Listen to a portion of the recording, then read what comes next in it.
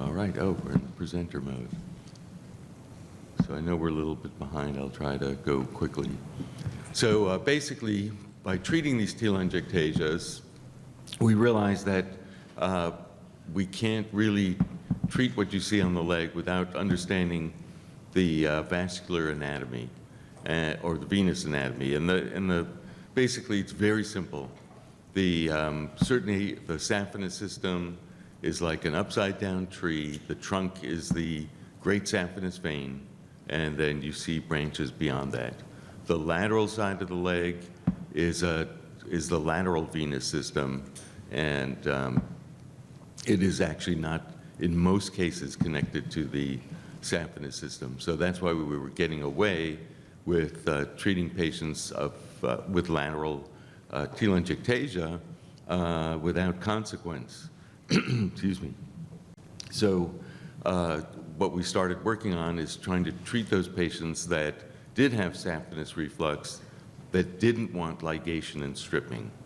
So you can see throughout the years there were different things that developed, and Dr. Goldman and I used to go out to Berkeley lab, animal lab, and treat goats and sheep with the first device, which was a radiofrequency device. And then there were subsequent wavelengths introduced.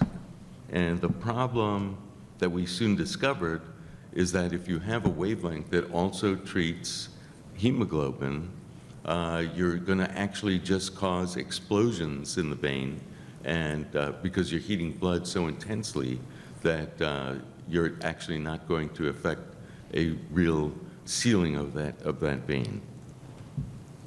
Oh, let's see, let's get to the next slide. Oh, a little delay there. So this was the first concept of closure, and it was very cumbersome, and you'd get clot on these electrodes. The electricity would go to heat inside the vein from that central ball to those electrodes that would spread out.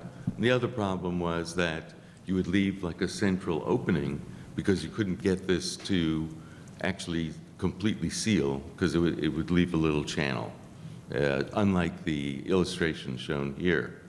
So what the radiofrequency people did is they came to, I think, both our offices, to Mitch and my office, and they saw us using the first laser that we used, which was 1320 nanometers.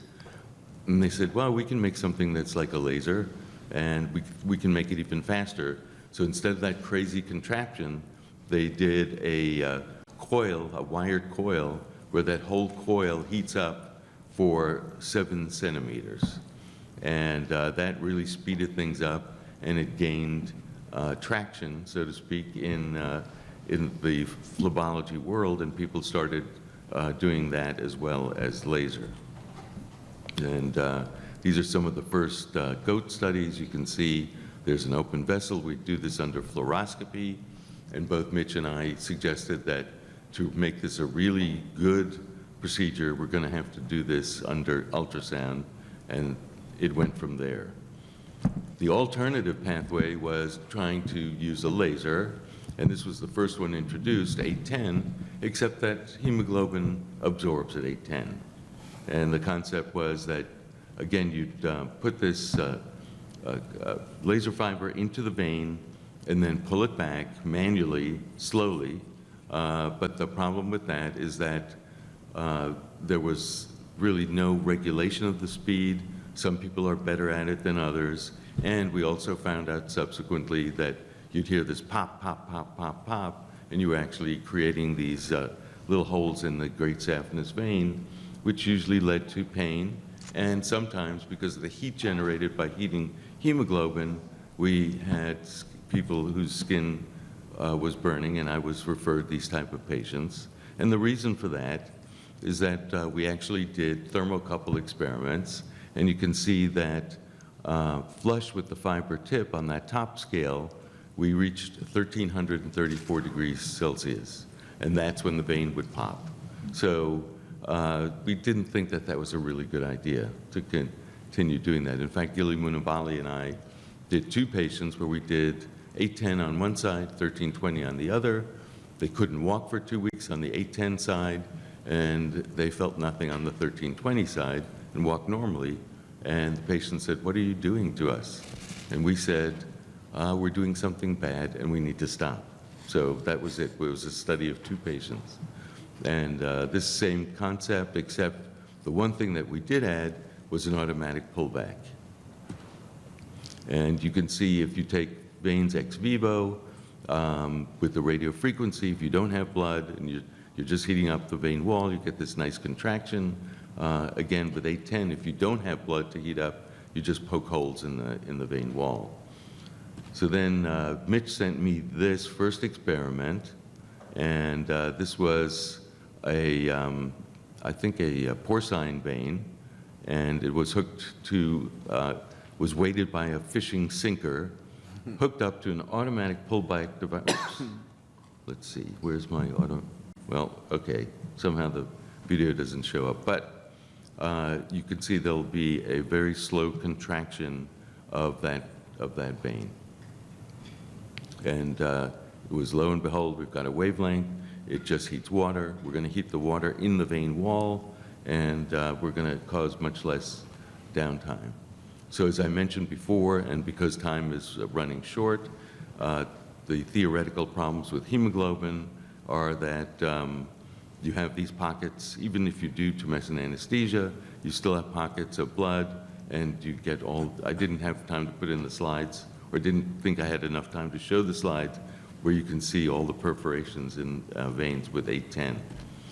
And then the other big thing was the development or the use of tumescent anesthesia to make this procedure really, really safe. So it was critical to a successful endovenous technique. Not all places do that these days. They put patients under general anesthesia, but it compresses the vein. It serves as a heat sink. It pushes all the other structures away from the vein.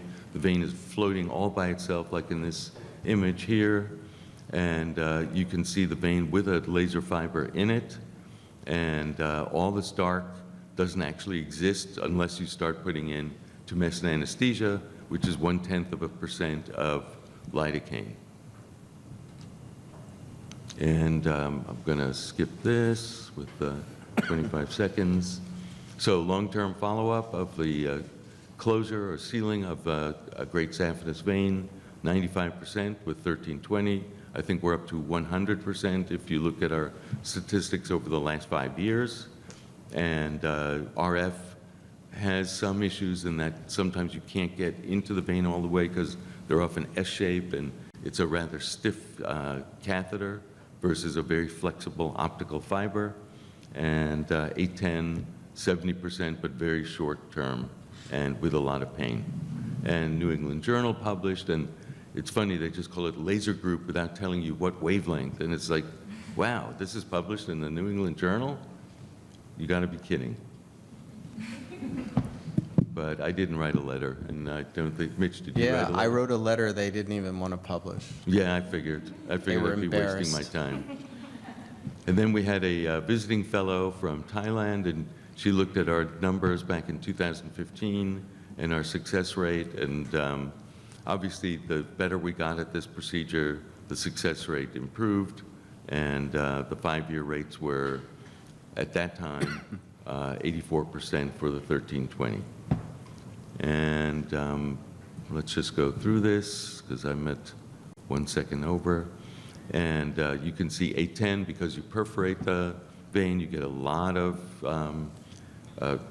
bruising, and with 1320, you get virtually little, and you can get great results like this. This is at 6 weeks, and you can see we've closed the vein, and then we subsequently follow it with sclerotherapy if we need to, if the veins haven't contracted all the way.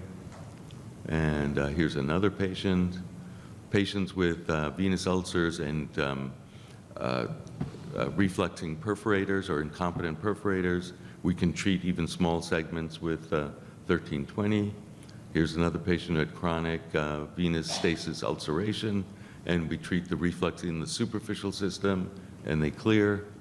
And side effects, as I've already mentioned, in our final slide, RF was only good if you had a really straight vein, but it does work.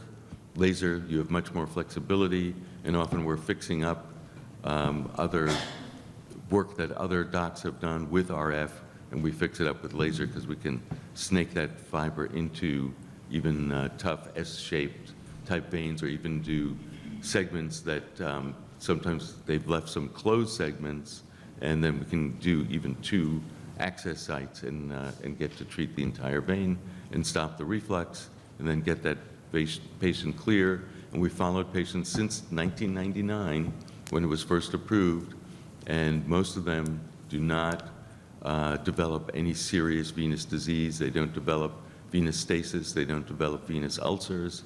They may occasionally get incompetent perforators, but those are very easy to treat with sclerotherapy. So thank you very much for your attention.